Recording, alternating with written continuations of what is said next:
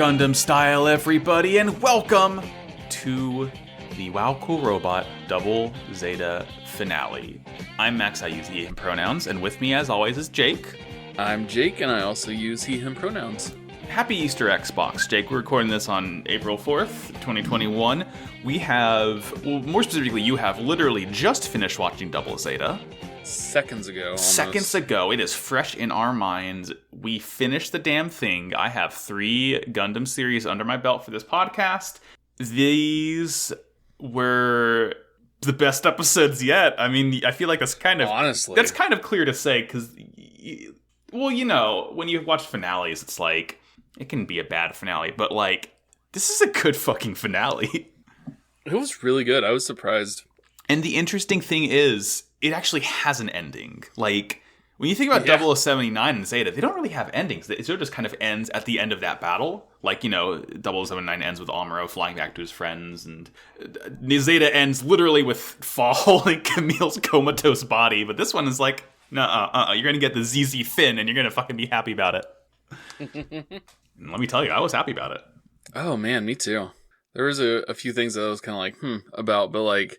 Overall, I was really happy with how it all went down. Yeah, I feel it was a very, very satisfying conclusion, I'd say. I feel like... Yeah. The things that happened, I'm glad that they happened the way they did. There's some things that I didn't really like at first that I think, like, upon reflection, I'm like, oh, I actually quite like this a bit. Yeah, overall, just a fucking... Look, certainly, if you've been listening to this podcast... And you are still of the mind of, Double Zeta is bad because the internet told me it's bad. Fucking watch Double Zeta, please. It's so good. It's so good. Join the Discord server. We have a Google Drive link that has legally obtained episodes of all 47 episodes of Mobile Suit Gundam Double Zeta. I will hand deliver it to you. Oh God, I'm just happy, Jake. I really like this Gundam series. I'm having a good time. We are fully like. We're not really dunked in the soup. It's more like the soup has immersed us completely fully, and we are just a mere speck of flavor within the gigantic soup that we call life. Ooh, I like that. I like that a lot. Oh, very appropriately, actually. My girlfriend and I are going to order some pho after this recording, so the soup continues. There we go. Oh, shit. I just fucking realized we're ordering for a place called Pho Char.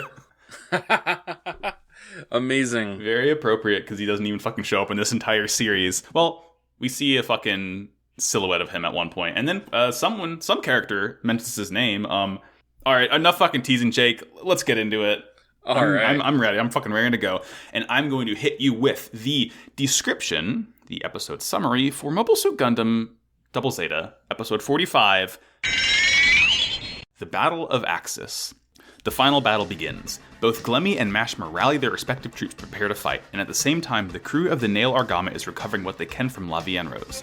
They learn that Haman herself is entering the battle, and they decide to go after Glemy with her before they can have the final showdown with her forces.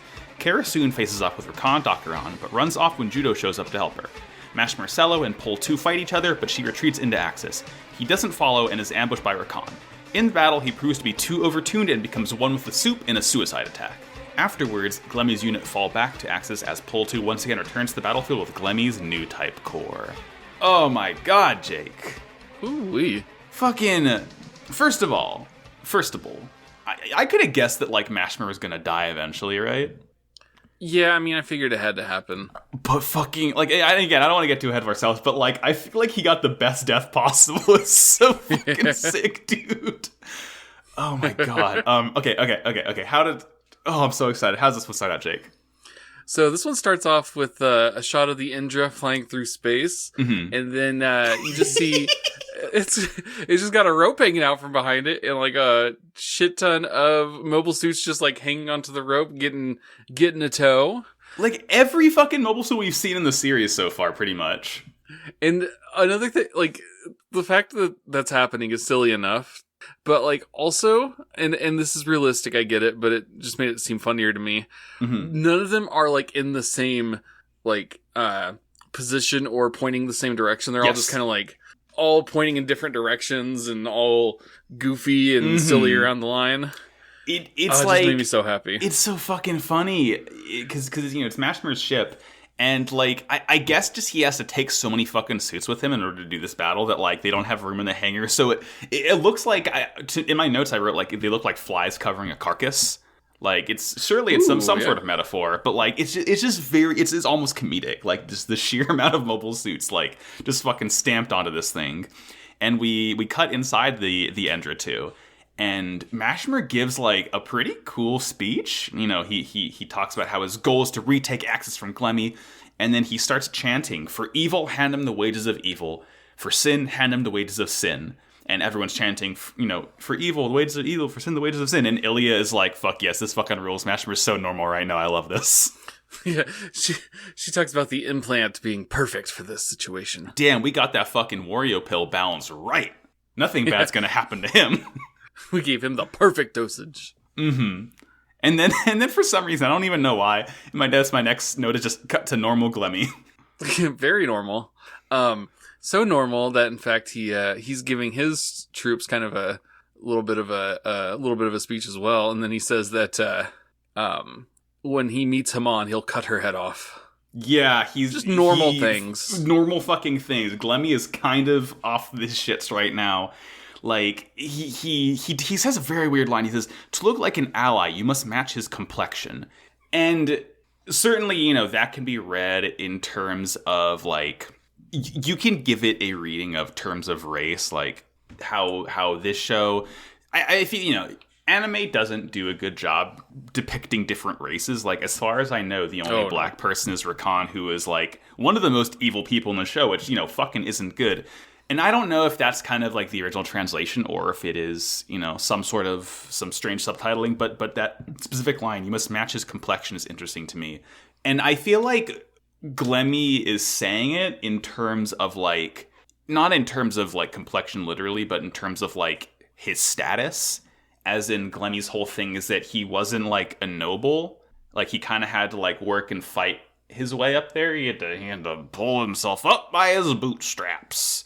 And it is an interesting sort of line there. Yeah, that's the way I took it too. Like, less like you said of race and more of just kind of like, you have to blend in.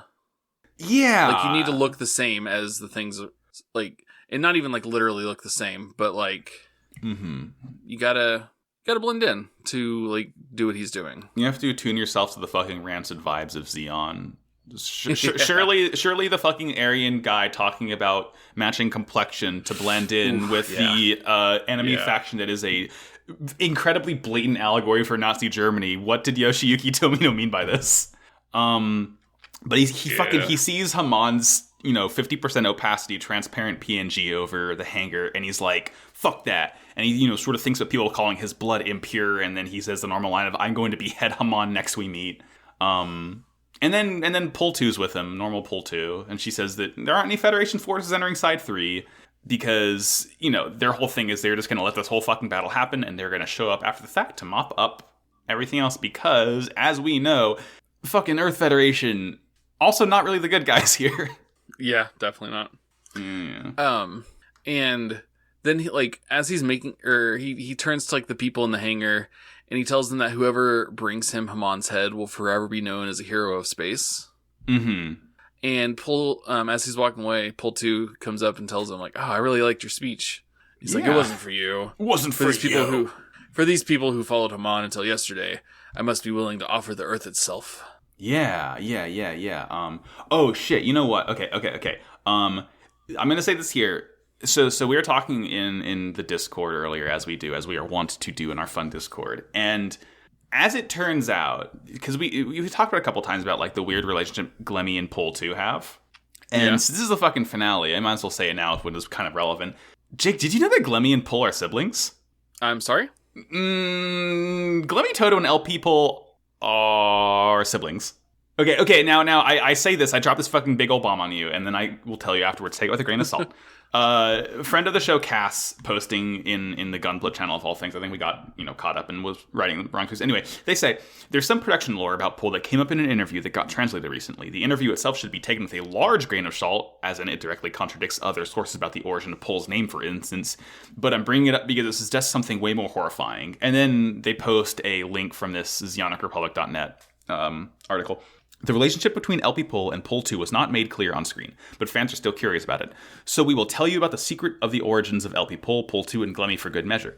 It may have been unclear on screen, but the setting notes had already been fleshed out. First, let's talk about Glemy. He was born inside a test tube, he's Kyle XY, by artificially fertilizing the egg of a woman with new type qualities with Giran Zabis, who appeared in previous works' sperm. Funny cum. Both Pulls were also artificially created in the same manner from Giran Zabi and a new type woman, so they are Glemy's sisters in a sense. However, the egg used to make them were from a different woman than Glemy's, and they are artificially created identical twins with the exact same genetics. This is why LP Pull and Pull 2 look identical. Pull 2's personality was changed via imprinting after she was born. So, fucking what? Ooh, wow, okay. Yeah, and again, it was written in the 80s, and Tomonio had a fucking lethal amount of cocaine in the system, but you know. That makes some of the things that Glemy has said make more sense, actually. Right. The whole thing about people looking down on him because of the circumstances of his birth. So, yeah, I guess if he's a fucking Kyle XY, I'm sure people will be like, what's your deal, kid?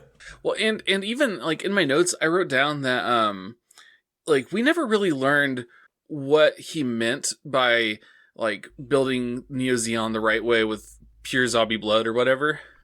Oh, shit! Oh, that's what he means. I thought we were just never going to get closure on that, because... we wouldn't have gotten closure had I not read this in our Discord. Yeah, definitely. Because it never really says, like, what his grievances with the way that Haman's doing things are. Yeah, he just says she's doing it wrong. Yeah, we just know that they each think the other one wants to remake Zeon the wrong way, but we never really know what their way is. And wow. So that makes... Okay. You know what? At first I was like, I don't like that, but now the more I think about it, the more I'm like, okay, I like that quite a bit. Yeah. Well, and also that, going into what you just said, Glemy seeing Haman use his half-sister Minerva as a figurehead while Haman is basically the one running the show, I'm sure, like, certainly Glemy has to know, or it's implied that Glemy knows that he's Giren's half-son, or, well, he's Giren's son, but, like, he's a Zabi at heart, at blood. So seeing Haman use his half-sister as a figurehead while she does her fucking space Hillary bullshit, that explains why he's so fucking adamant about being the one to remake the Principality of Zeon, because he's actually, like, a legitimate heir. Shit. Damn, dude, Gundam's fucking cool. Yeah, okay. Wow. I dislike even more now, though, that her name is Pull 2, because it's kind of like my bit from last week. She's not even the same. She's not even a clone. She really is just a twin with a really terrible name. Oh my god. Holy... This is the most insane media franchise on the planet. I love Gundam so much. Seriously is. So yeah, going back to the episode, rally everyone. We kind of cut over to much more lighthearted problems because Rakan Dakron is fucking mad because Glemy painted his Dove and Wolves in these ugly garish colors. Yeah, and like he's like shaking like a mechanic or someone who's working on it. And he's like, "What is going on here?" And Glemy said that we need to repaint everything to, create unity and match everything. God. And Rakan just kind of like grumpily like stomps over to the phone and he's like, "Give me Glemy." Yeah, he does some fucking Karen shit. He becomes Rakaren to Karen and he calls Glemy. And Glemy's like, "I don't fucking care. Do whatever you want." And they don't even get repainted either, is the thing. He's like, "Yeah, we're the only ones who have the Dovin Wolves, so just like, whatever. Why are you worrying about this right now?" Mm-hmm. Which is interesting, because the first time we see Rakan, he's in a Dryson, which also has that sort of red face crest that the Dove and Wolf has, or like the sort of trim around the mono eye. But I guess the Dryson's black and purple, and then when we see Rakan later, he's in just that plain old gray Zaku 3. So I guess Rakan likes darker, more drab colors, not like a fucking bright red, yellow, and teal. I guess, not everyone can have good taste, Sweaty. Sorry about it. And then we cut over, once again, we see the Gundam team finally, and they're cleaning up the walls after, the fucking bullshit happened last episode. And they're like, getting back to their roots from episode 1 of just picking up a bunch of trash. I know, yeah, it's like symmetry, it rhymes. They're running out of room on board the Nargama though, and Vermillion insists that they need everything. Yeah. But most importantly, she wants Judo to recover the black box that has Emery's last words. Which I'm pretty sure was bright. And that's the thing. So at first I was like, okay, much as I didn't like Emery, it's nice to see Millie caring for, oh no, she just wants to send that to Bright. Yeah. Just fucking... As far as I remember, this is the very last time this plot thread comes up. So... Yeah. Fuck all that. Fuck Bright. Fuck Emery. Millie, go back to playing Metal Slug. Millie's being very sad about Emery, and Mondo kind of freaks out. Fucking Mondo. Well, first he's like, this is awkward. And everyone's like, can you please shut the fuck up, dude? She's grieving. And then, and then he freaks out, and he's like, there's no point in being sad for the dead. What's done is done, and the rest of us just have to keep on living. I was like, someone hasn't gotten over his dead girlfriend. Yikes. Worried me quite a bit, because I was like, oh god, I don't want to lose Mondo, because Mondo's saying some fucking protagonist shit right now, which made me very afraid for his safety. Yeah.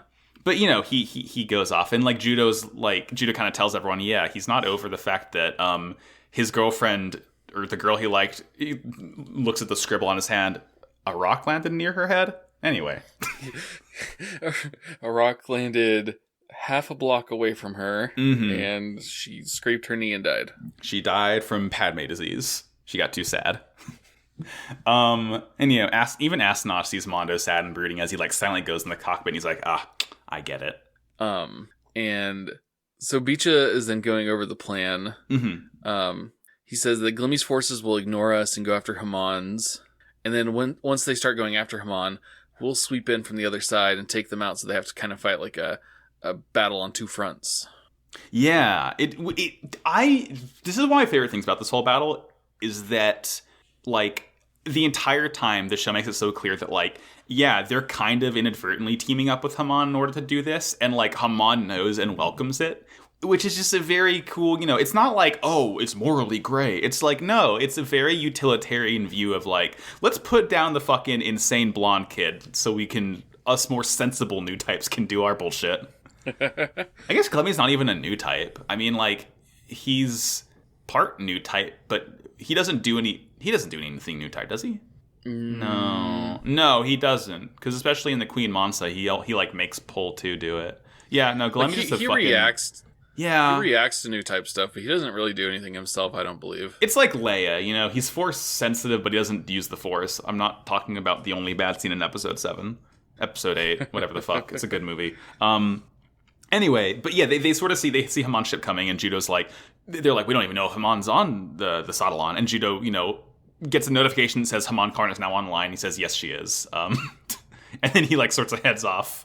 And he goes to the Double Zeta, and Asinach is there, and he's like, in a country called Japan, before warriors went into battle, they'd spend the night with their weapons away from women. My notes just say, bro, what?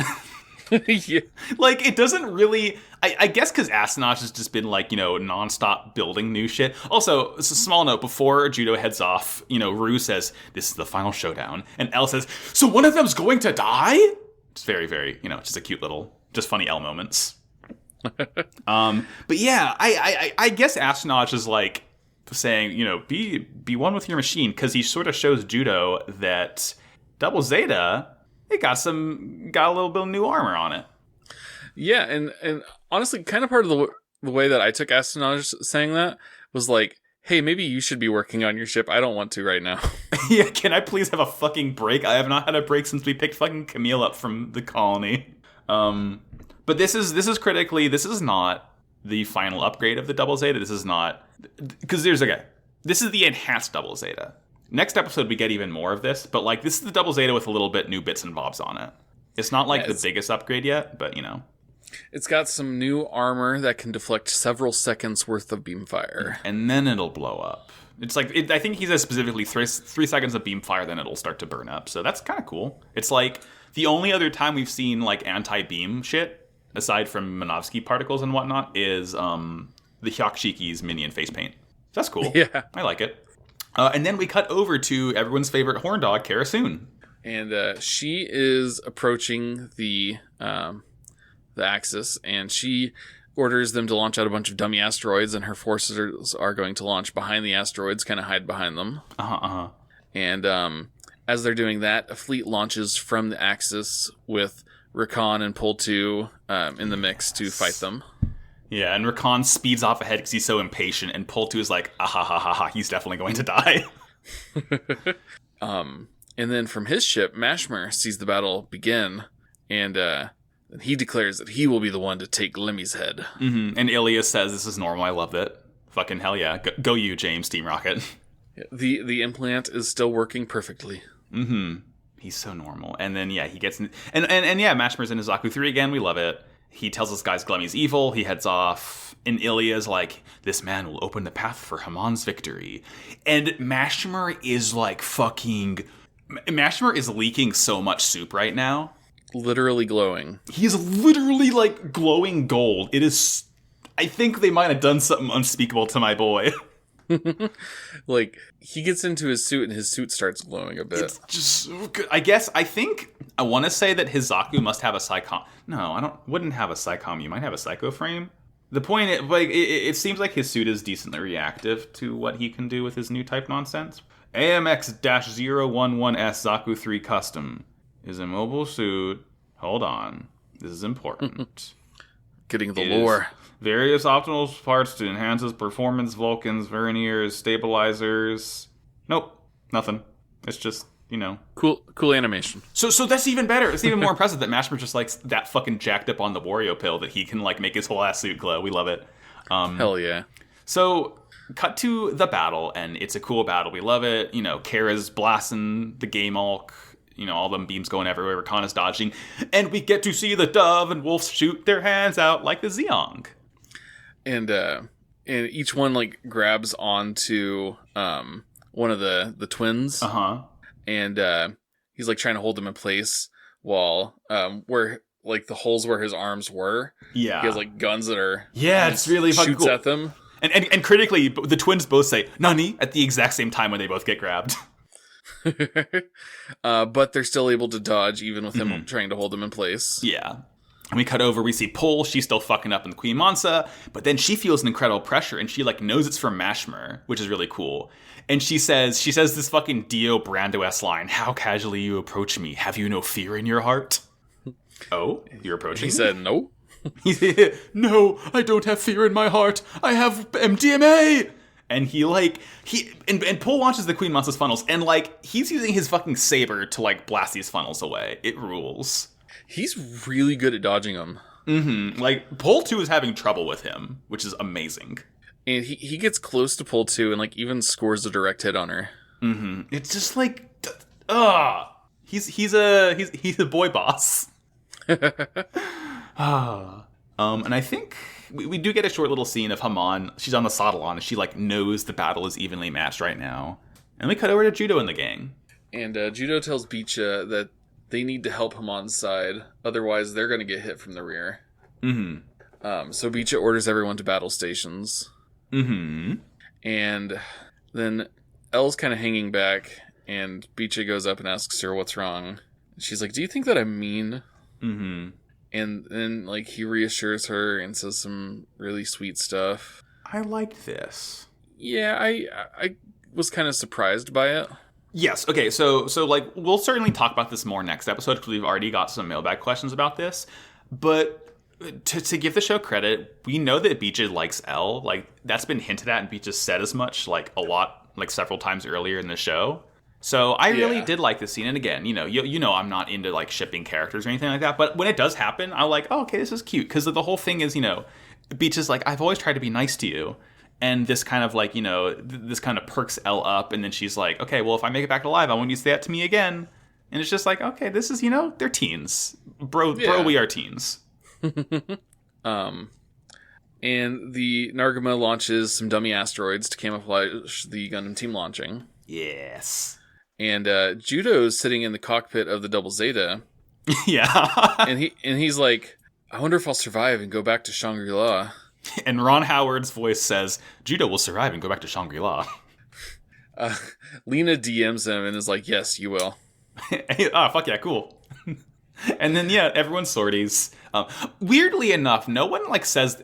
I was really expecting, one final... Everyone saying their name in the mobile suit, ikimasu. But no, they just all silently go out, which bummed me out a little bit. We do get that later on, which is nice. But yeah, they're all sorting. And we cut over. Kara and Rakan are still fighting, and he like grabs her from behind. He's like, "Oh, you got no beams here," and then she's like, think again, fucker," and blasts him some more.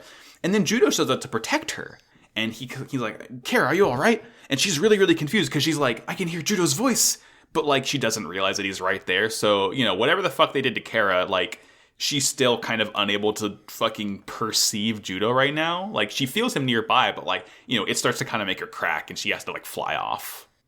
And after she flees the battlefield, Mashmer is getting close to Axis. Mm-hmm.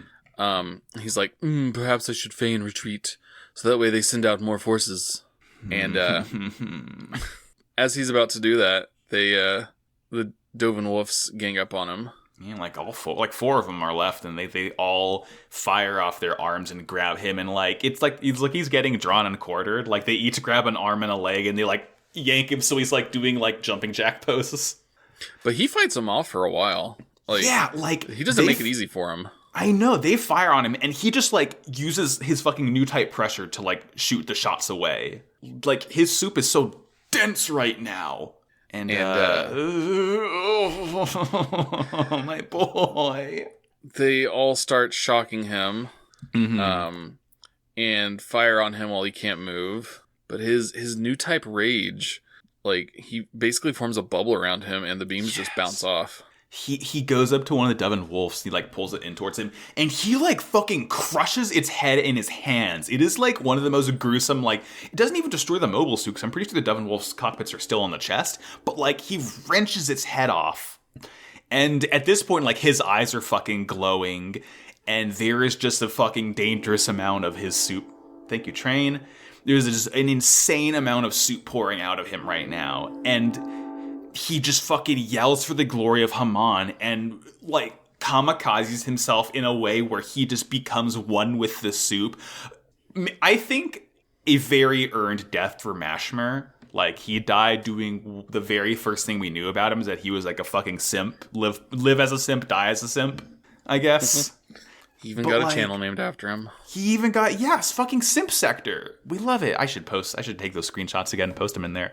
And I do think it's a very fitting end for Mashmer to like, die doing Haman's will. But it's interesting that it happened because he like, it almost feels like his, I said love, but I don't know if he loves Haman. It's more of like his obsession with Haman kind of superseded the implant and like all the MDMA he's like fucking topped up with, because we cut over and Haman knows that he died, and Haman thinks he was enhanced too much, but then she's like, all she says, and this is like fucking cold calculated Haman comment, she says, "All I've lost is another pawn to move as I wish." And it's like, that's my fucking guy you're talking about, Haman. I was so mad, just so cold-hearted. It's like, that's my baby boy. This is my boy. I abandoned my boy, and look what happened. Come on. God, I was sad it happened, but at the same time, I was like, you know what? This is how he would have wanted to go out. I am doing the big boss salute right now. I was kind of hoping it would be against like a bigger character than just some guy in Dovin Wolf. But I know, right? You'd think it was that still like good for him. You think that he'd be the one to kill Rakan here, but no, he just fucking kills off like some nameless, faceless Dovin Wolf guy, and the other three don't even get destroyed either, as far as I can tell. Yeah. It's like, again, I think it wasn't like him doing like this flashy, I'm gonna take you all down with me. I think it was him like overloading his cyber new type bullshit and just like, oh, definitely. You can either be a simp or a cyber new type, and you can't be both at the same time, and that's what happened to him. But yeah, Kara Soon's like revitalized now. She's back to normal. I'm saying that in extreme air quotes. And goes back on the offensive, but Haman is like calling her back and telling her to fall back, but she's not going to listen.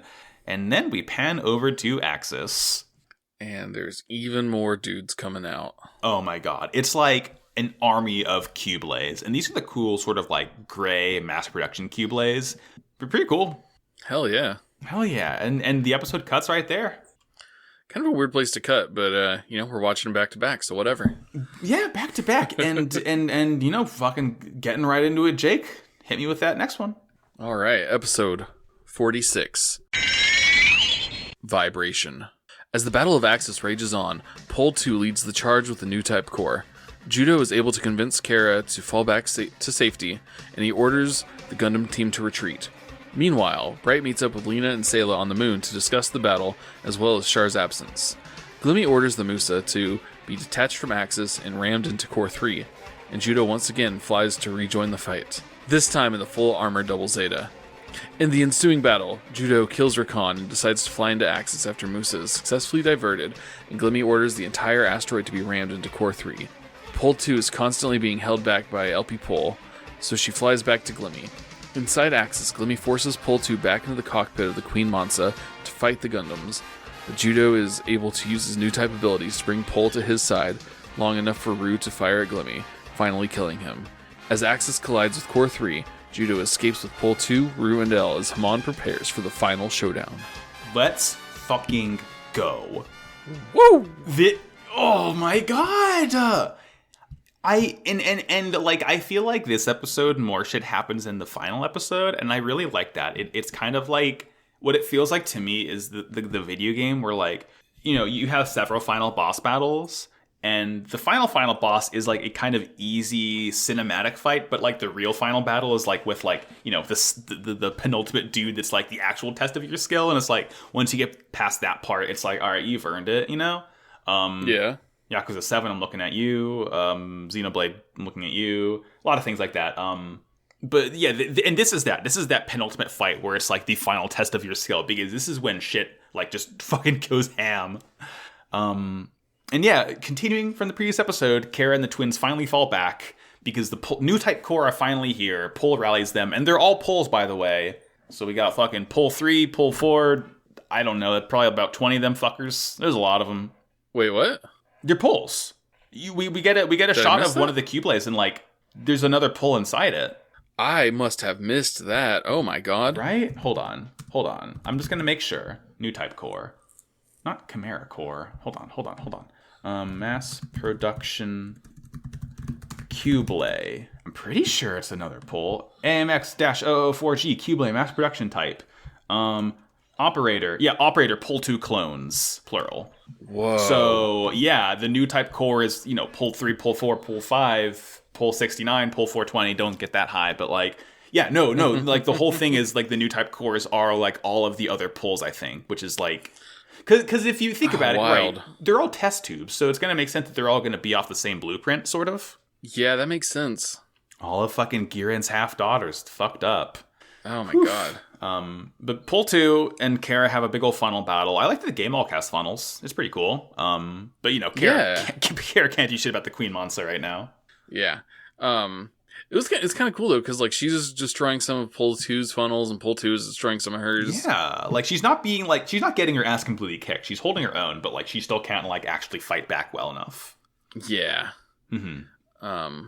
And then she is asked to retreat again after fighting for a while. Mm-hmm. And Judo even is like, yeah, you should probably retreat.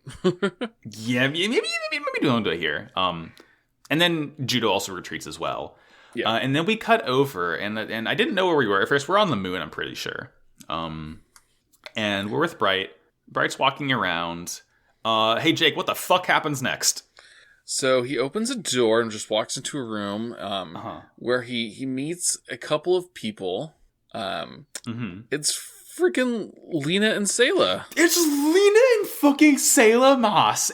Like, and look, Jake, I Babe Ruthed it so fucking hard, because I think in the wrap-up episode for Zeta, one of the questions was, like, what do you think Sayla's been up to? And I said, well, she got all those fucking gold bars from Char, so maybe she's, like, an investor in AUG. She's literally an investor in AUG. I was fucking right. My brain is glowing right now. Nail on the head. Mm-hmm. Nail Argama on the head. Aye. And thank God the fucking Emery storyline's gone, because Sayla hands Bright like a fucking hard drive with a video from Bright's wife and kids. Sayla's like, you should have fucking like written them or something, dog. Come on. And they start talking about how bad the situation is right now, on side or inside 3. Bright says, a lot of young children are fighting fighting out there right now, like you all did. Yeah. Oh, God. It's still freaking out. This fucking Sayla's here. Yeah. Yeah. He tells her that he's about to head to Side 3. Mm-hmm. And she quickly changes the subject. She says, "Have you heard anything about my brother? Where's Char my fucking Aznavour?" brother? Where's my brother, Char Aznavour? God, and you know, Bright's like, I can't sense him. And, you know, he knows he isn't a part of this, but, like, Bright still knows he's around. And he thinks he's off somewhere watching this all go down and up planning something. And Sayla's like, typical fucking Char, always waiting for the right era. She says, I really like this. Well, this whole conversation is so fucking good, but I really like this part specifically where Sayla says, it would be sad if new types only remained a concept. And then she says, I'd hate it for Char to take action to make it a reality. You know, he has so much ambition and so much delusion. And I love that Sayla is just so aware of Char's bullshit that all he does is wait for the right time, spout some cockamamie stupid ideology, and like slink back in the shadows waiting for him to make another big speech without actually doing anything, because whenever he tries to take action, it always ends in, you know, a lot of people getting killed. Was it just me, or did this whole section feel like promo for Char's counterattack? It really did. Well, okay, honestly, I think you're right. I really, really think you're right, because at this point, the reason why Char wasn't written in the Double Zeta is because of Char's counterattack, and he was originally going to be written. And since this is, you know, the penultimate episode, I really think this is Sayla looking directly into the camera and say, buy your tickets now for Char's counterattack, now in theaters. Oh yeah, I bet a commercial played right after the episode aired. Oh, fucking probably. Yeah, so it really does. And it's honestly, though, it still works for the show even without the existence of Char's counterattack. Because, like, I don't think we needed Char to be in Double Zeta. Like, I would have liked it. But at the same time, what Judo has with Haman, I think works on its own as well. But just Sayla really saying that, yeah, all Char does is fucking hide, wait for the right era, pull some bullshit and hide again. I feel like that works without any other supplementary material. But at this point, we've seen Char, we've seen Quattro, we know that's what he does. We know that it's nice to see Sayla is so acutely aware of that. You know, it's just, I really, really like how refreshingly, like, normal Sayla is about all of it, you know? Yeah. And after this, we cut to pull 2. Oh, hold on real quick. Yeah. The final line here, what I also really love, Sayla says, it's as if my brother thinks he must obey some sort of cosmic will. And Bright's like, does he really? And yeah, the whole fucking, like, that's Char's whole fucking thing. That he thinks, like, it's like destiny or whatever the fuck. Like, it's like Char almost doesn't believe in what he's selling.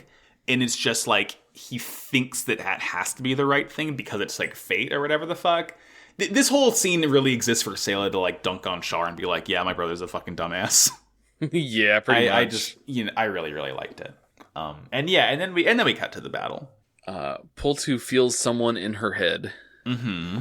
And she freaks out and just starts like shooting everywhere. Yeah, she blasts the fucking Queen Monster's titty beams out. Outstanding. And then we see Glemy order them to detach the Musa from the Axis and crash it into Haman in Core 3. For those who aren't watching along, I guess this wouldn't even make sense if you weren't watching along, but Axis itself, it's, you know, the asteroid, it's like the big sort of like diamond-looking one.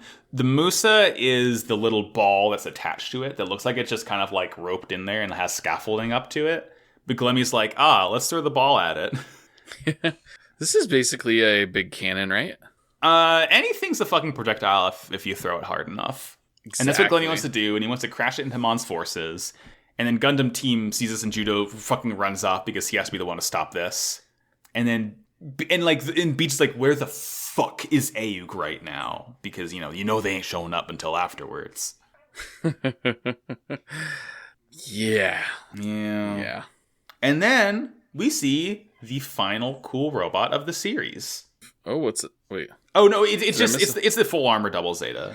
Oh, okay. I was like, did I miss a new one? It's the same robot. Yeah, it's the full armor Double Zeta.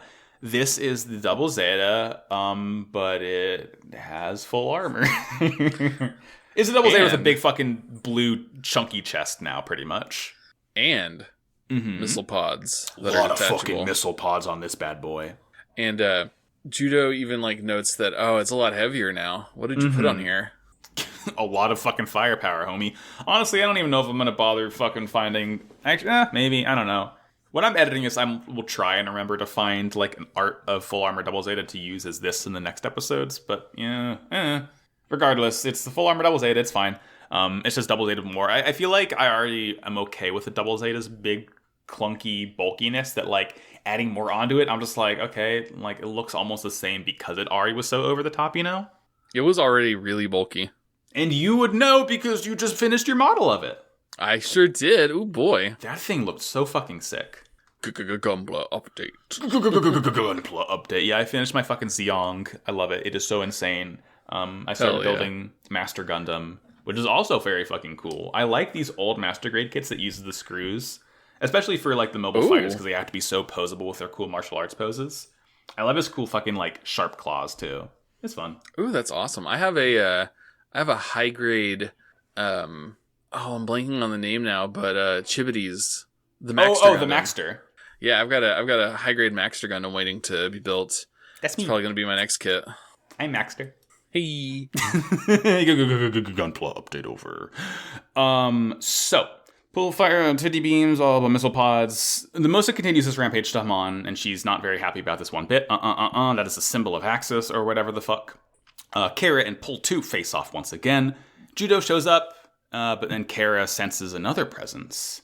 And Rakan like pops up and fires on Kara. And oh no, Jake, beloved character Lance takes the hit and dies. So beloved, I had to write Red Twin in my notes because I couldn't so remember beloved, which I one forgot which Gazelle or Gazar he piloted. And yeah, like he tries to like take Rakan with him. Rakan like fucking just pushes him away and he fucking blows up. So you know, Rakan's doing badassery right now. But then Judo shows up again, and he uses those new missile pods and just like opens up on Rakan. But Rakan's like, that's not good enough because a lot of them hit, but just doesn't even really leave a scratch. Yeah, I really like that. How a mobile suit will get a big ol' upgrade and then they fire it and it does fucking jack shit. And it's like, aha, well, it's like in Yu-Gi-Oh when the player plays their trump card and it's like, oh, but it did nothing actually. Sorry about it. But yeah, he fires on him, and the whole time, Pull 2 can't really join this fight right now because Pull 1 is like just totally in her fucking head, dragging her into the soup, telling her Judo's not the enemy, and like she just like can't fucking deal with this and the battle right now, so she's kind of out of commission for the next little bit. And Rakan shoots at Judo, but the beams just straight up deflect. It's that big ol' full armor, baby. And Rakan's like, is he invulnerable? And I think it's interesting that it's from what I remember, he's not doing biosensor shit. He just has armor. Yeah. And like his armor fucking rules. Yeah, it's full armor for a reason. He charges Rakan and like he fucking cuts him into quarters. Like he slashes him hamburger style and hot dog style. And just fucking dies. And like no remorse from Judo. Judo doesn't say anything like quippy or like respectful. He just fucking flies off. Like Rakan just fucking eats it, which is good because fuck that guy. Yeah, it's kind of just like any other soldier to Judo. Yeah, just another fucking target. And back on the Argama, we get a report that the Axis line is falling and their forces are moving back. Oh no. And that Hamans are moving in. Oh no. And we also learned the Gundam team has gone into Axis by now. And yeah, they're inside of the Axis enemy lines, and Bicha is kind of freaking out about that. Sure, I would be. And then we cut over Haman. Her fucking plan with the Mosix is still heading to Core 3. She hits it with like just a fuck off laser from one of her ships. And it barely deflects it, so it only grazes the colony. But like the whole thing of like Haman isn't moving; she is like planted in her Sodalon, and it like barely squeaks by without hitting it. So it's just very, it's one of those cool badass moments of like Haman plays chicken and stares it down, and then she wins. So I dig it. I like it. And then Glemy is like, "Oh yeah, motherfuckers, we're gonna ram the entire. We're gonna just do this again, but with Axis. Can you deflect that? You can't. You know what, Glemy? I got a hat to you. I don't think you can deflect the Axis." And yeah, so now Judo's like flying into Axis. Rue and Elle are with him. Haman orders commandos to be sent into Axis and have its course changed from within because, Glemy's like in the command center inside the asteroid right now. But then she feels Judo's presence. Oh. Yep, she can tell that he is inside Axis. Mm-hmm. And then we cut to Judo inside Axis, having kind of like a hallway gunfight with a couple of other mobile suits. Yeah, it's cool. It's fun. And Glemy's command room freaks out. They're like, oh no, the Gundam is inside of Axis. What are we going to do? Oh, beans. I don't, for some reason, one of his, like, commanders, I think, like, the new type core, or, like, the sort of main head, I just call him Albert Einstein, because he's just, like, this, like, mad Dr. Wily scientist-looking motherfucker. Dr. Wily was where my mind went. Yeah, because, my notes just say, Glemy learns from Albert Einstein that Pole 2 has entered Axis. Isn't that the same doctor who was working on Pole earlier? Oh, I'm pretty sure it was. So it makes sense. You'd probably want to have the same guy work with all your little Kyle XYs to make sure you have, what's the word? The same treatment? Consistency. Thank you, consistency. And then, right on cue, the fucking Queen Monster shows up. And Pole 2 is, like, stumbling out of it. And she pulls it up so the eye is just, like, looking directly in the window. I love how many shots there are of that in Double Zeta where just a mobile suit going, hey, hello, it's me. Cracks me the fuck up every time. And Glemy runs out and asks her why she's back, why she's here. Mm-hmm. And she's like, it's Pole. Pole keeps trying to stop me. And Glemy's like, oh, no, don't worry about it. You're just being confused by the Gundam. I'm just going to grab you, take you inside the Queen Monster's cockpit, and if you defeat the Gundam, you won't feel sick, and you'll be fine. Defeat the Gundam once and for all. Yeah, Glemy is, like, desperate right now, and Pole is, like, fucking, like, passing out, like, having a fever, like, can't fucking deal. And Glemy, stop treating her so rudely. Come on. Very, very rude. And so they start flying back with the Queen Mansa, and Rue sees the Queen, and she shoots at it and kind of stops it from going back out. Yes. But they start shooting at her, and she dips behind a building because it's just way too strong for her to even think about taking out. It's like twice the size of the Zeta right now. It's like 40 meters tall. And then she yells out for help, and she yells for L. She yells for L! Because, like, the Zeta is, like, the funnels are just fucking that damn thing up. Its face is getting melted. So L flies in to protect it. And the Queen Monster just fucking fires its chest beam at the Mark II and, like, downs that right away as well. So, like, oh god, yeah, they're completely getting fucked up. Glemy's like, destroy the enemy who put you in shackles. And right before Pole is going to fire on the Gundams and destroy them, Judo calls out to Pole 2. And that snaps her out of it. And she's like, Judo, where, huh? And, Judo's trying to tell her that Glemy is the one causing all this, but she still, like, can't pull herself away from him just yet. And Judo lands and opens his cockpit, and she walks out of her cockpit. Yes. And then, Judo, yells again that Glemy is just using her, and he's going to make her a puppet. Do you want to be his puppet? No puppet, you're the puppet. And then Glemy says that he's fighting because he has a great cause. Judo, you're only fighting because you're a mere soldier who was told to. You're fighting against justice. You're only fighting the Gundam by coincidence. Or you're only piloting the Gundam by coincidence. By circumstance. And, like, Glemy says that he chose this harsh life. Judo, you don't have this boiling desire. And Judo retorts by saying that he understands the mistakes caused by people's individual desires. And this is, oh god, Jake, the fucking soup, I feel it welling up around me because he feels Camille telling him that his anger and frustration born from intuition are his reason to fight. And then Fa is here, and Fa says that Camille didn't fight because he was ordered to. He thought he could save the world, or he thought he should save the world, rather.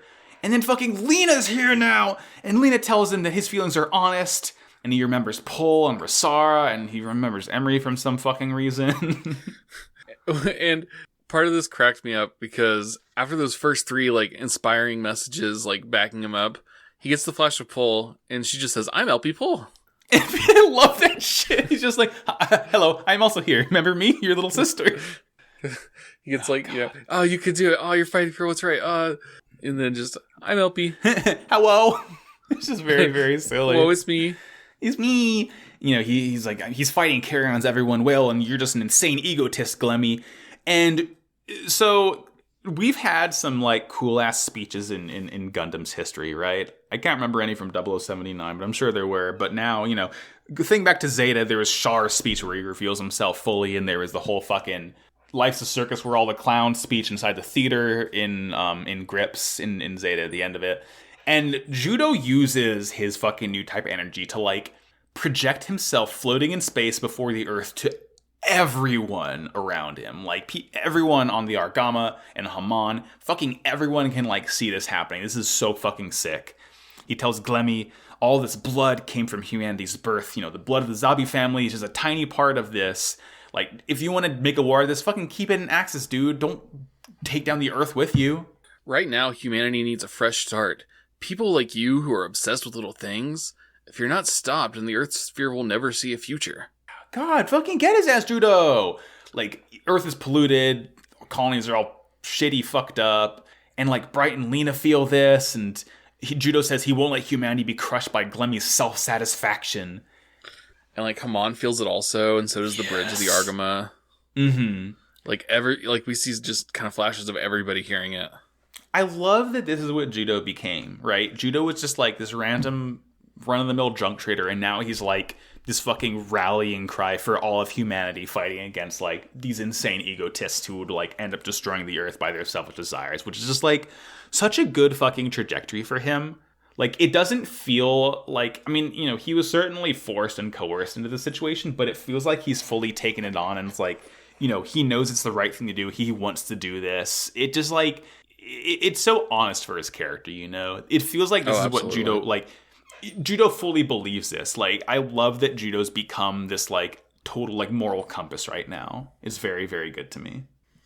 And, and one thing that I kind of, like, just thought of about Judo while you're saying that is, like, he's of the three protagonists we've had so far, he's like, the hero archetype.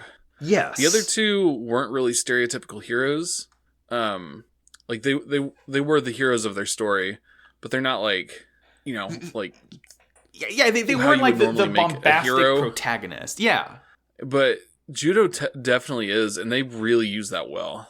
They utilize his... I really... Like, Judo is... Well, he's certainly more likable than Amuro. I don't know if I like him more than Camille, just because Camille is such a fun, complex character. But Judo is like, I feel like has a lot less of that complexity and a lot more of just like what you would expect from a hero. But I feel like him being the more stereotypical hero works in this Gundam series more than it would in a lot of other ones. And I really appreciate, like, you know, just who Judo is now.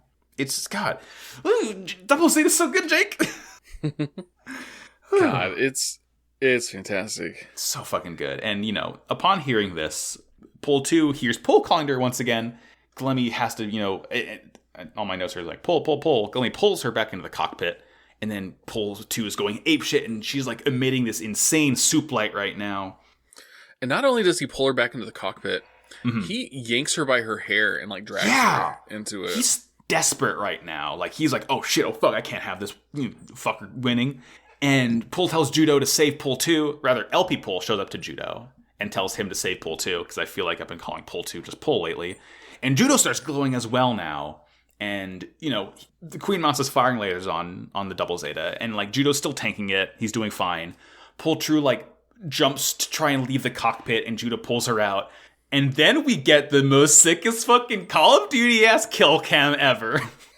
So, after Pull climbs into the Double Zeta's hand, he pulls the hand back, and Glemy follows her out of the cockpit to, like, you know, be like, no. To get her back. And, yeah.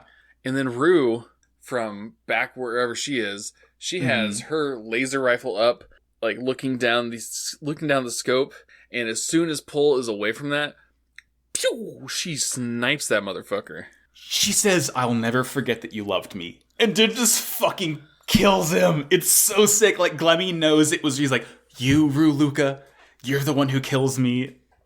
I'm hooting and hollering and cheering so fucking hard right now. I love that Rue is the one to kill Glemy. Oh, it's like symmetry. That was so satisfying. It is so satisfying. And then at this point, I was like, oh shit, oh fuck, because Pull 2 like jumps backwards because she still hasn't fully broken Glemy's grip on her.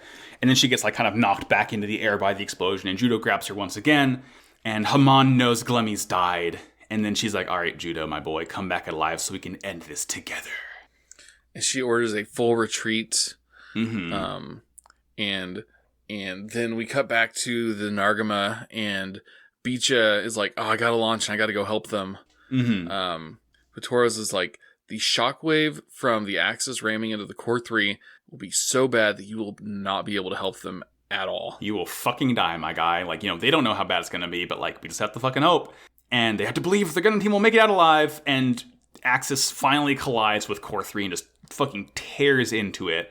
And that causes Axis to kind of be pushed back again, so Axis is, drifting away, I guess. It starts to fucking explode, but we see it, the double Zeta's flying out, and Mondo's like, wait, where are the Mark II and the Zeta? And then we cut inside the cockpit, and it's Judo, and Pull 2, and L and Rue. Oh boy, I love it. And I'm not sure why they had to abandon the other two mobile suits, but I was a little bit worried too. With presumably the funnels disabled the Zeta so much, and the chest cannon disabled the Mark II so much that they're just like, fuck it, just get in this and we're gonna do it. That makes sense, okay. Yeah, and the final part of this episode is Pull 2 is like, breathing really heavily, still kind of passed out, still kind of not, and Judo is like telling her not to die. Stay alive, Pull 2. God. Whew. That's epi. And Jake, I will tell you, for the final time, Mobile Suit Gundam Double Zeta, Episode 47. Warrior Once More. The battlefield is scarred. Mosa is still floating around, and Judo knows he still has a sortie one final time to have a showdown with Haman. Everyone realizes they can't stop Judo, and they see him off. Meanwhile, Haman has donned her own normal suit and sorties in the Cublé. As the two meet, the final remnant of Glemy's faction attacks them in their own Cublés, but Kara and Nee arrive to fight them off and allow Haman and Judo to fight alone. Kara ends up sacrificing herself to destroy the final Cublé. Inside Core 3, Judo and Haman duke it out as the Mosa slams into the colony. Judo wells up all of his power and is amplified by the souls of new types past and forces Haman to realize that she has truly lost, ending in her own suicide. Judo seems to be unable to escape the collapsing colony, but in her final moments, Pull 2 guides the Nail Argama's high mega cannon to fire on the colony so that Judo can free himself and escape. Finally, later, after the conflict has ended, Judo and Rue prepare to fly to Jupiter, and Lena finally appears to send him off, ZZ Finn. Oof. Oh man. This is like Look, the fucking takeaway here is watch Double Zeta, please. We are begging you. We are begging you. God, oh my god, you know? Good anime. Anime Janai. Anime des. How's this one go, Jake? So, we start off by just seeing like an ass load of explosions. Oh yeah. And rocks are like slamming into the outside of the Argama, and we see Pull 2 in a hospital bed, and she's being like shaken around by the rocks hitting the Argama so hard, and she's just laying there asking for LP Pull, and she's also asking for Judo. Yeah, and her big brother. It's like, Judo's trying to help her and keep her around, and he knows he's not over yet. He knows it isn't over yet, rather. And like Bisha sees the Mosa, and I think later in this episode, Haman thought that like Ayuk fired the Mosa into Core 3, but I think the Mosa's just like still on a trajectory towards Core 3 again. Yeah, she does blame the Argama for it, but it's just happens to be like that because I think they mentioned that they can use the Mosa as a shield when it hits Core 3 again. Yeah. Okay, yeah, that's what I thought. I was like, wait a minute, hold on. No, Haman just doesn't get it. Unless we don't get it either, but we're never wrong, so jot that down. And Judo knows that, Haman's still out there, and he heads off to fucking end it himself. And he's like, she's waiting for me. Mm-hmm. Like, he knows that it has to be him to do this. And L and Beecha follow after him. Mm-hmm. And then Rue moves in front of the door and doesn't let anybody else go through following them. Yeah, like Mondo wants to go and Rue's like, you are not needed here, homie. She says that there's an issue the three of them need to settle before they can fight. I thought it was gonna be like a like a love triangle thing. It kind of is, but kind of isn't, because the whole time is, Judo's like just one track mind right now. And L is like trying to stop him, and she wants to go out in the Hyakshiki, and Judo's like, no, you need it to defend the Nail Argama if anything else happens. And Bicha ends up stopping L, and she slaps him, and she asks him, how can you let him go out alone? And then fucking, unfortunately, Bicha slaps her back, and he says, we can't do anything to stop him. All we can do is make sure that he has a place to go back to. And L is like, yeah, you're right. And they kind of like hold each other. And Judo is getting into the cockpit, and he's really cheerful right now. Yeah. Like, he kind of stops and like talks to Astonage and is like, hey, how's it going? You got anything to drink? Astonage gives him a sody pop and gives him a Capri Sun. We love it. Very, very nice. And all of his friends pop up on the screen to like cheer him on. Yes. I do like how Judo says, thanks for everything, Astonage. And Astonage is like, don't say things like that. Go finish this. And then Judo just kind of laughs about it. Yeah. And yeah, fucking everyone sends him off. And at this point, I'm like, I am so fucking worried right now. Yeah, me too. But he sorties finally. Judo Ashta, Gundam Double Zeta, Ikimas. Let's go. And we cut over to Haman on the Sadalan, and she's in a fucking normal suit for the first time ever. And Kara is kind of giving her the same speech that Elle was trying to give Judo. Mm-hmm. She's like, it's too dangerous to go alone. Please let us go with you. Yeah. And Haman's like, it is only one guy I'm fighting, and he's already under my will. And then she gets in the cockpit, and she's like, you've made me consider wearing a normal suit. A mere child. And they both launch and get close to each other and are about to start fighting. Mm-hmm. When a blast comes from off screen. Yeah, what could it be?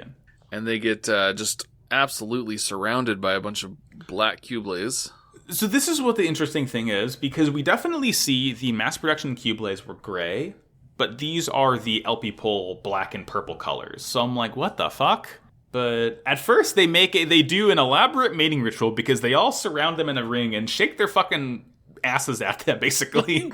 I was so confused. I was like, what is going on here? Like they're making their tail binders move up and down in a show of intimidation? Question mark? Who can say? And Judo and Haman are like preparing to fight them, but then Kara shows up with Knee. Yes, Knee. Last died. Knee's the one who's left, or maybe he's right. I don't remember which. Haha, funny joke. The blue one. And says that they'll hold them off so that those two can fight. Mm-hmm. Very nice of them. Very polite. Yeah. Judo and Haman fly away to go fight in private. Yeah. Judo says, Kara, don't die. And Kara's like, huh? Y'all hear something? She doesn't recognize it's Judo, but she like hears it. And all of the fucking Cublays fire their funnels all in unison. Knee just fucking beefs it immediately. Absolutely. But and then Kara and her funnels are like taking out Cublays left and right. Yeah, she's also like using her own like new type aura to protect herself from the beams, which is very cool. Yeah, it's very good. And then she goes sicko mode by like ripping off part of her shirt and showing off more cleavage. Look, the more titty she shows, the more powerful she is. Jake, it's not really that hard to understand. I don't think it's like Samson from the Bible, but exactly boobies instead of long hair. Exactly, I get it now. And that's exactly the metaphor we need. And she must have destroyed all but one of the Cublays by this point, because she tears off her top, most of it, so she tits out and like rams the final Cublay and like grabs it and just fucking detonates herself, kamikazing it, and like she yells, I am Kara soon, and like the game all explodes, the final Cublay explodes, and like her top rips off, so she does like die tits out fully, which is like, okay, you know what, another very fitting death for her. Yeah. It's just she went too fucking far. It's like Ava, you get too deep into LCL. Gundams, you get too deep in the soup. Kara, too much shits out, you beef it. And Judo and Haman are inside of Core 3 now. Mm-hmm. I was very confused at first because I was like, "When the fuck did they get here?" Yeah, right. I was like, I wrote in my notes, I was like, are they fighting inside Core 3? I mean, it's a colony at least, so it's probably got to be that. But were they even close enough to be there this fast? I know, because like we cut over and then we just see blue skies. and, you know, firing beams. And Judo does, like, hit, like, the wall of Core 3, and it turns, like, it gets to rubble, so you know it's, like, inside a colony. But then we see, like, the fucking Palace of Versailles, birthplace of Zeon, where they first met. And Judo's like, hey, fucking Kara died, can't you feel that? And, you know, Haman just, like, doesn't say a fucking thing and just keeps on fighting him. Haman don't give a fuck. But she asks him, Judo, do you know why I brought you here to fight? I love his reply. He goes, because you're sentimental at heart? It's so fucking... I love that. The final battle with the ultimate enemy, and Judo's just quipping still. And Pon's like, ha ha ha, you're very fucking funny. It is the birthplace of Zeon, and it's where we first met, and it will be your grave. But then, oopsie doopsie, the Musa smashes into Core 3.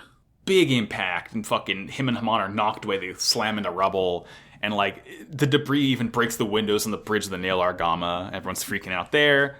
And like, Haman is like, oh, this is the Argama's fault. And then she fucking flies off.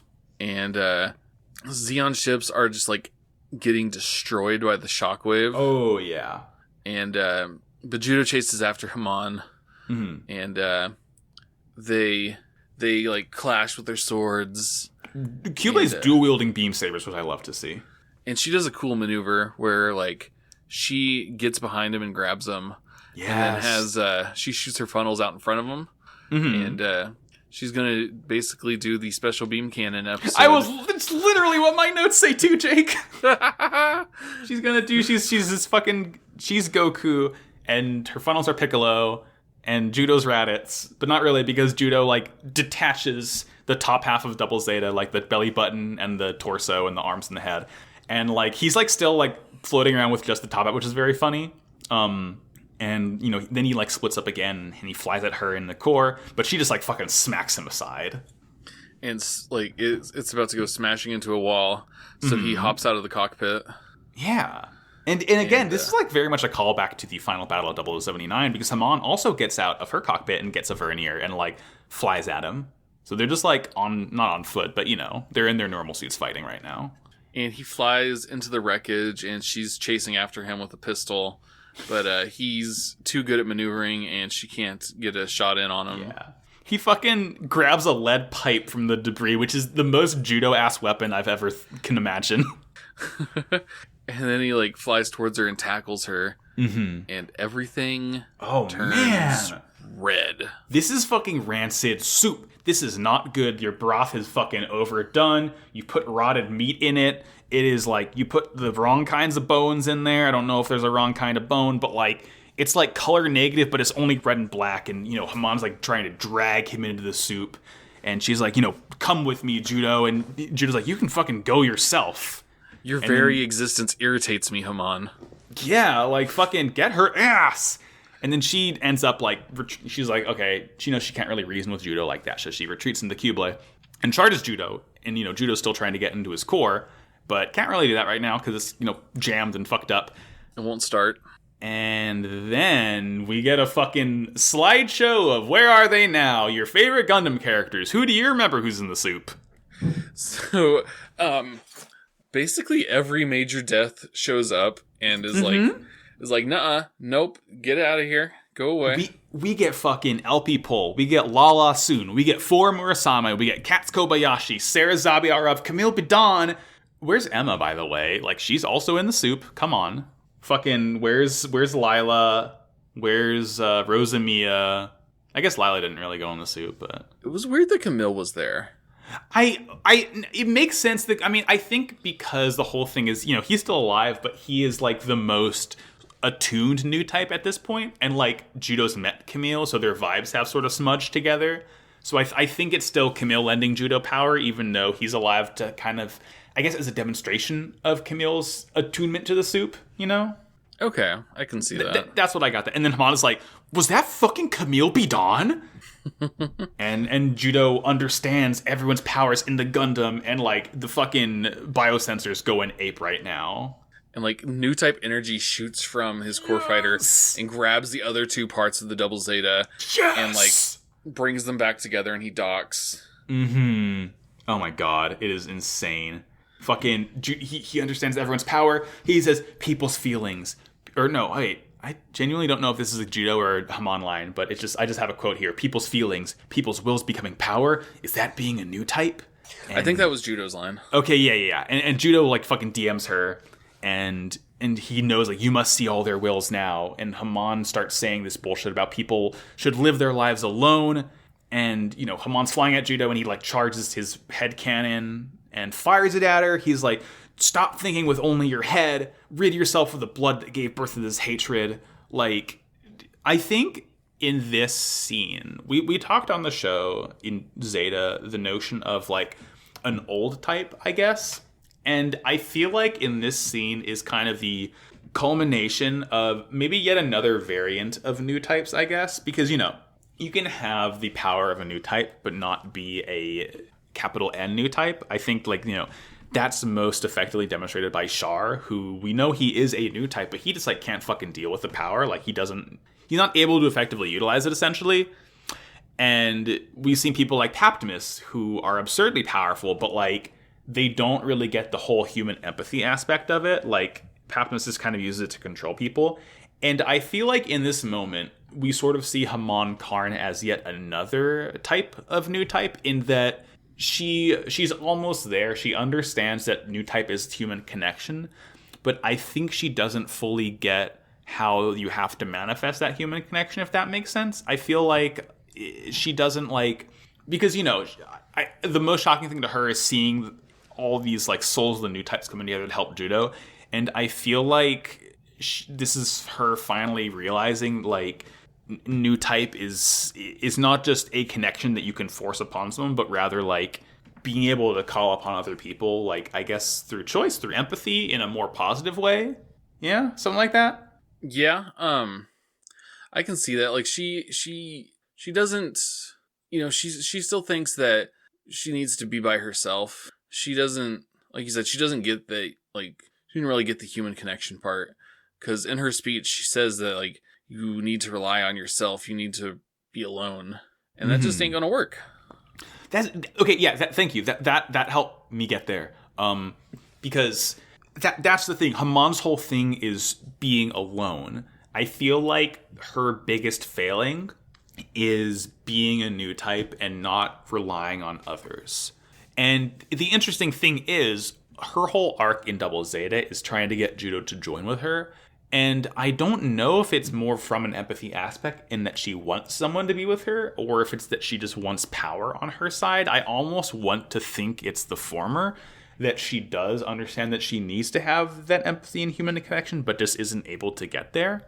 Haman is just such a fucking interesting character to me. I really just, everything they've done with her, I feel like, you know, through a fucking woman-hating show like Gundam, you know, it's obviously less of a problem in Double Zeta, but like, still a problem, obviously. I'm not saying that. Yeah. But I don't know. I really like her arc, and I feel like it just works really well for her just because she's very consistent in who she is and how the show portrays her, I guess. She's a very good villain because she exists as a villain on, I think, both levels, in that she's a fucking strategic villain in that she's the leader of Neo Zeon, but also a villain to kind of be antithetical to new type as a concept, you know? She is a really good foil to Judo. She's very opposite of him while being similar. And also I think she's opposite to both Judo and Camille in different ways too. Like, because obviously, you know, Judo and Camille are not the same type of new type. Yeah. I don't know. She just works really fucking well. I feel like I need to like, she's so cool. Damn it. She's so cool. I feel like I need to take a week until now to the wrap up to like, you know, properly synthesize my full thoughts on her. But like, I don't know. I really like this whole sort of fucking Judo battles Haman in the marketplace of ideas and wins, you know? Yeah. But sort of getting back to it, you know, Haman's still alive, and she kind of flies off, and she's like, I can do this because I still have a body and blood. And he's kind of chasing her, and she's firing her funnels. He's like kind of firing into the like dark cave area. And Pole shows up and says, she's above you. And they both slash, and like they both completely cut their robots apart here. And she gets the worst damage. And she's like, well, I'd like to call this a draw, but it's obvious I'm the loser here. Yeah, like yeah, the Q-blade was cut literally right below the cockpit. And Judo says to her, "You could have saved the Earth. You could have used your power for good, basically." Yeah, and she's like, "Isn't the fact that people returned to the Earth proof that they're still being pulled down by Earth's gravity?" And then Judo eventually says, "So what? Well, this whole fight was meaningless." And Hana's like, "Yeah, like thanks to you, and I say thanks to you and your dumb soup." But, really in the show, she says, like, thanks to what you've done, you and your meddling and all of your friends, like, basically proving, like, I don't know.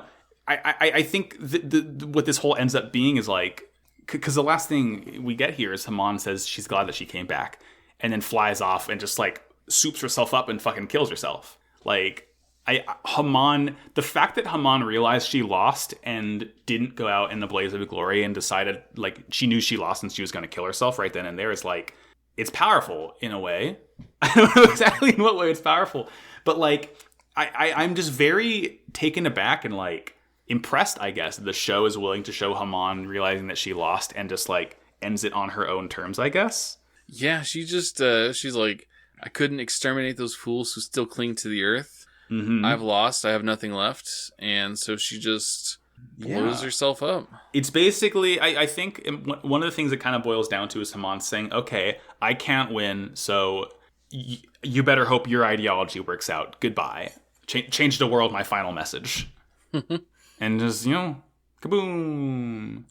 Yeah, I don't know, man. It does fucking very, very, very cool fight. I like that it ended, like I said, on the marketplace of ideas. Yeah. Yeah, so what happens next? But with her explosion kind of causes a lot of explosions to start happening. And Judo's like, "All right, it's time for me to get out of here." But oopsie daisy, he that last conflict kind of fucked the Double Zeta up quite a lot. And he can't undock the core top and get it away in the core fighter.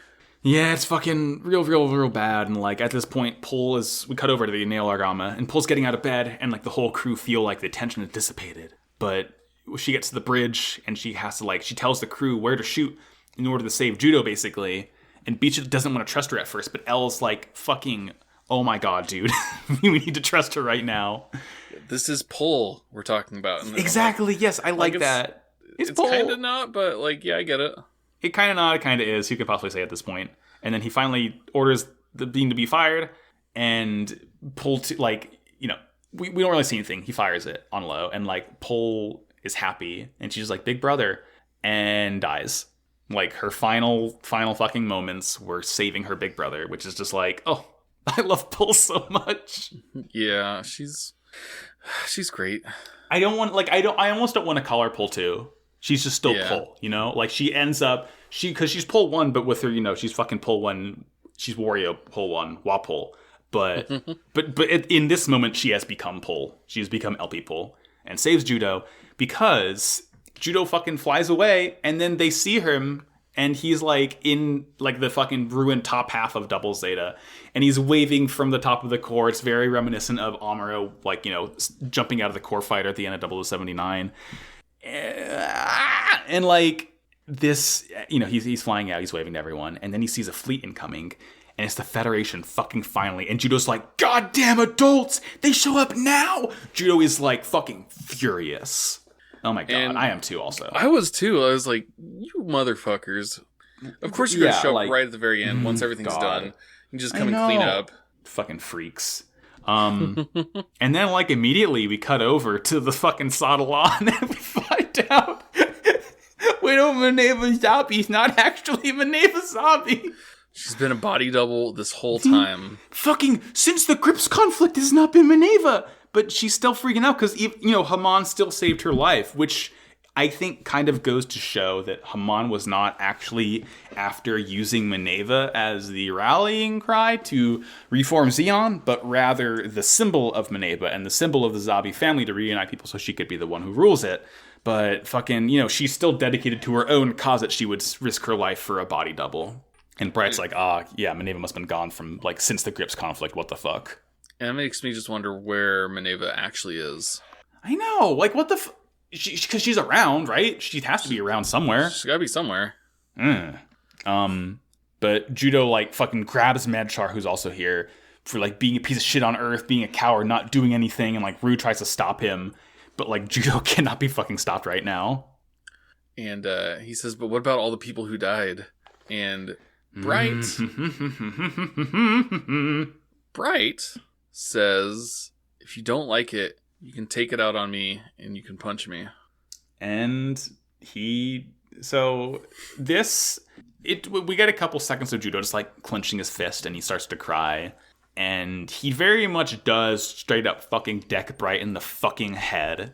Outstanding. While bawling, like, tears in his eyes, just fucking decks him. I am almost not even happy about this, though. Yeah. Like, this is what it is for me, right? I love that Bright... Okay, no. I love that Judo got to hit Bright and got to just fucking deck him and give him taste of his own medicine. He had a long time coming since he was fucking 19 in 0079. What I don't like is Bright is very obviously saying, oh shit, Judo's kind of onto the whole fact that the Earth Federation and Nayuk didn't do shit and let all this happen, let all these people die, and are only coming in now to clean it up, and there's nothing I can do to atone for the deaths that this kid has caused and witnessed, so maybe if I let him hit me, he'll feel a little better about it. And it almost, my take here is that the way Judo clenches his fist and takes him so long to punch Bright is that Judo almost doesn't want to do it either. And Judo feels the same way. And he's like, fuck it. Like, I'm going to hit him just to, like, get something to feel good.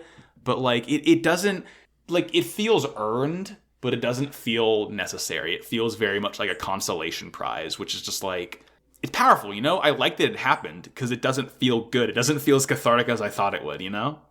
Yeah, and it's still... I don't know. It didn't feel like, as soon as he said you can punch me, I was like, oh yeah, I'm hyped for that. And then when it happened, I was just like, that's...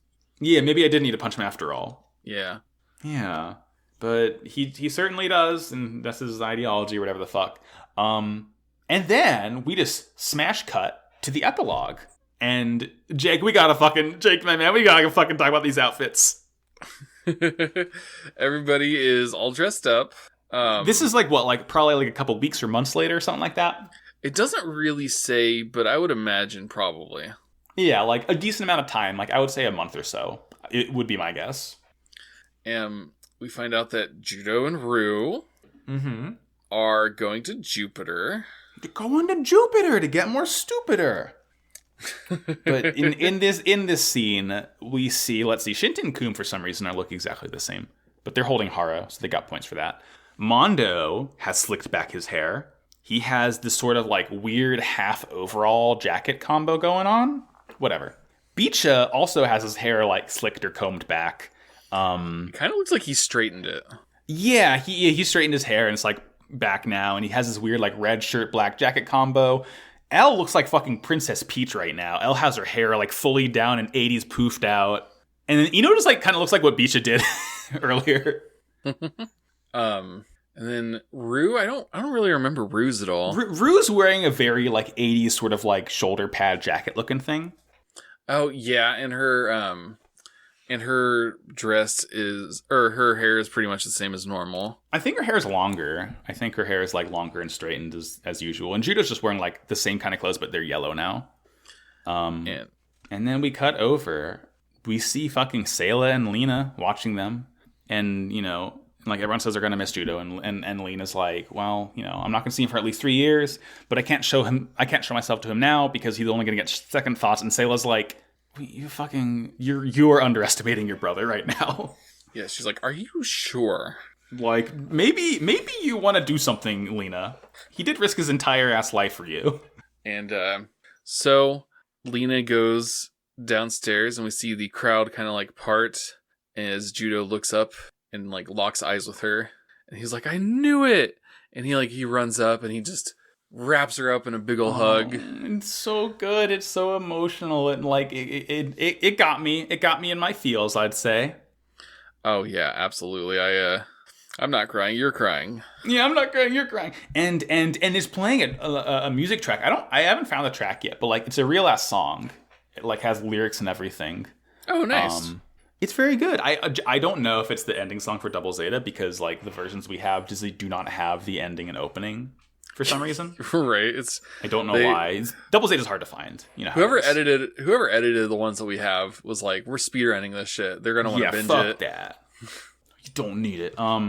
We don't need to see the opening where the fucking monkey evolves into Amuro, then Camille. But they're they hug each other. The music track plays. Judo gets in the shuttle, board the ship. They're heading to Jupiter. I guess they're doing. I think from what I understand, it's like another like helium mining ship. So they're like doing some like Jupiter exploration mineral project sort of thing. But everyone sees them off, and like we pan down to Earth.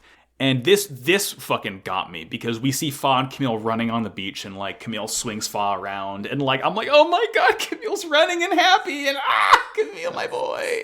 They're just so happy and sweet, and I just wanted to hug them. I was so happy for them. It's like it doesn't.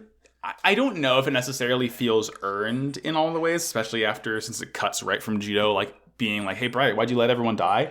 But I think as a ending to the Universal Century trilogy, yes.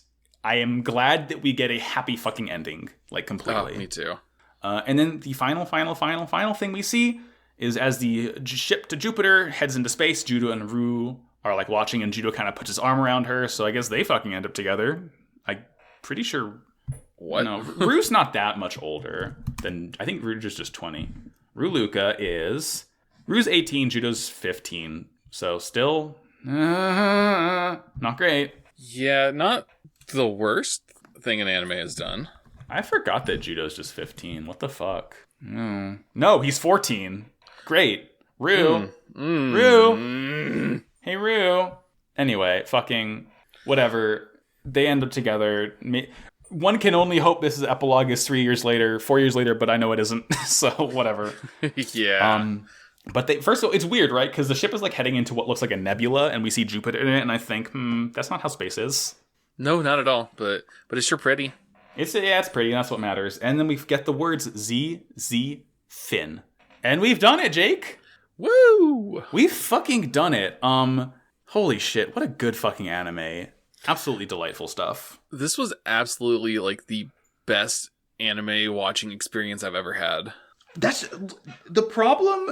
I think, Jake, the biggest problem with making a podcast where you like watch a show or whatever and talk about it makes it so much harder. Not harder, but like it's such a more, I think, rich experience, like writing and analyzing and goofing on a show over the course of several weeks than I think just straight up watching a show does.